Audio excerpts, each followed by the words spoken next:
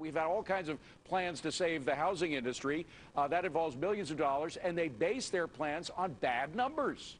Yeah, well, I guess the real issue is when there are declining home sales, it leads to declining prices. And it's not just for people that are actively shopping their homes, it's for everybody in the marketplace. Then you can't borrow from your HELOC. And the last time I checked, people were using that money to spend in the economy. 70% of our entire economy is based on consumer spending. So if they don't have the access to the money to spend, we're in the mess we're in right now. I'm actually a founder in a community bank, and we raised $30 million to start this operation 4 years ago, and we're doing really well. But part of our problem is the lending restrictions are so high, and our capital reserves are at an unreasonable level. We don't want to lend the money that just a few years ago we might have actually had available to the consumers. It is a big problem. David, I'd like to jump in there. Go ahead, please, Connie. I'd like to jump in there.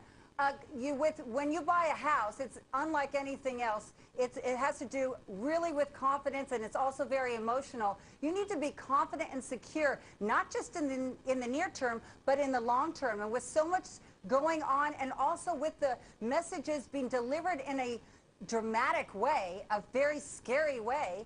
You know, it was just a couple of years ago that we had the housing collapse and we had the bank situation, and people are still going through this. It doesn't take much but just double dick, or oh no, we're going to have another problem again, for people that were willing to write an offer, which I have personally experienced, to say, you know what, housing is going to dip again. I'm just going to wait until next year. Bob, the fact is that the news probably was worse than we thought it was because these stats weren't right. The news was significantly more worse. I actually just heard a speech by a candidate for president, Newt Gingrich, and he actually gave a speech at the Rotary Club.